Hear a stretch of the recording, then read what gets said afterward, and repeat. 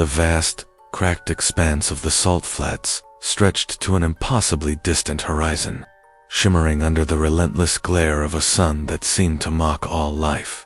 A thin, biting wind, carrying fine grains of sand, whipped across the desolate landscape, kicking up plumes of dust that danced like wraiths.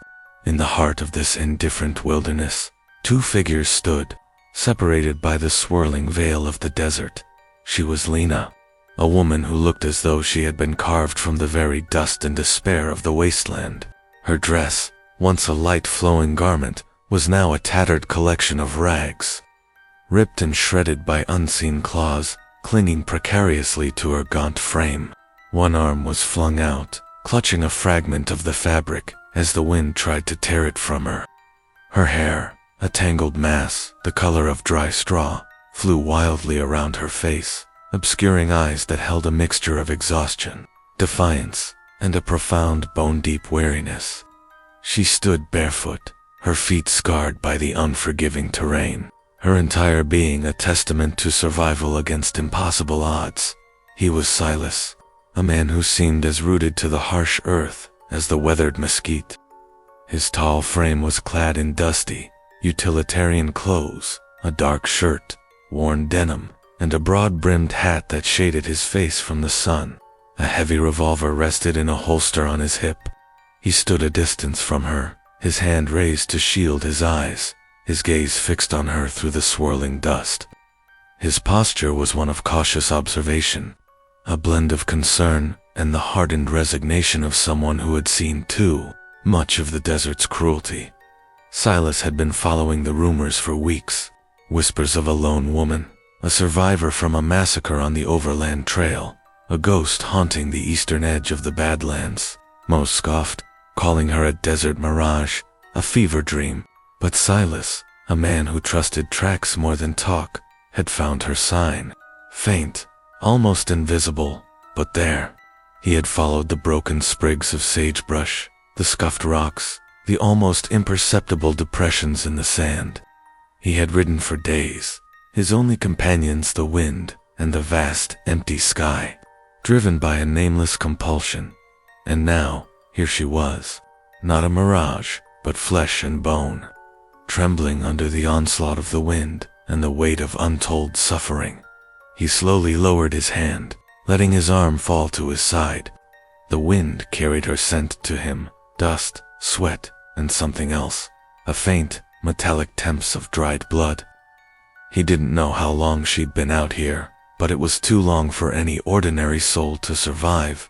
"Lena," he called out, his voice a low rumble, surprisingly clear over the howling wind. "Is that your name?"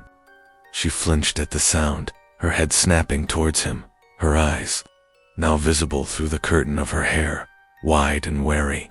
She didn't respond, just watched him, like a wild creature trapped and cornered. He took a slow step forward, then another, his boots crunching softly on the cracked earth.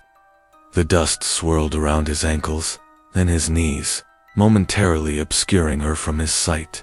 He knew better than to approach too quickly, to startle an animal or a human pushed to the very edge. "I ain't gonna hurt you," he said, his voice calm. "I'm Silas Thorne. I found your trail." She still didn't speak, but her body seemed to sag slightly, a tiny release of tension. Her gaze remained fixed on him, a mixture of fear and an almost unbearable hunger for something he couldn't quite identify. He stopped a few paces from her, letting the dust settle between them, forming a shifting, ethereal barrier. He pulled his canteen from his belt, its metal glinting dully in the harsh light. "You must be thirsty," he said, holding it out. "I got water." The word, water, seemed to pierce through her daze, her eyes fixed on the canteen, an almost feral intensity in their depths. Her chest heaved, a raw, desperate gasp escaping her lips. He took another slow step, holding out the canteen further. "Here, take it. It's clean." Her hand, scarred and trembling, slowly reached out.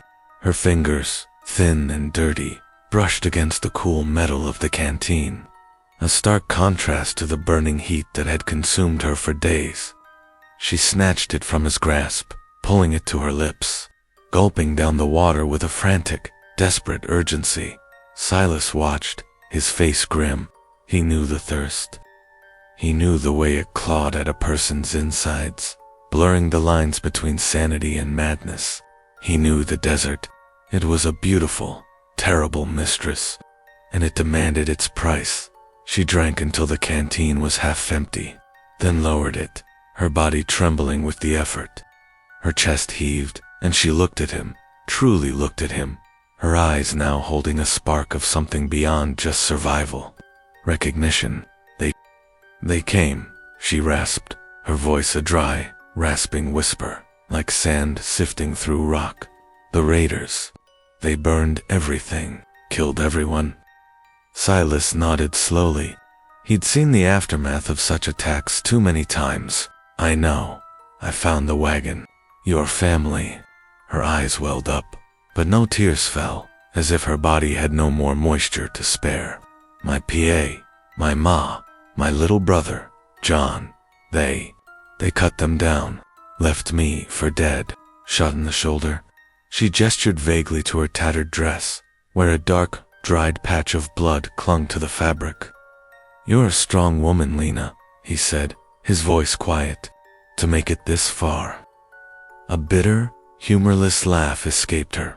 Strong, or just too stubborn to die. I just walked, kept walking, didn't know where, just away. Away is good enough, Silas said, his gaze unwavering. Away is a start. He looked at the vast, desolate landscape around them. But you can't stay out here. This land, it will take the rest of you.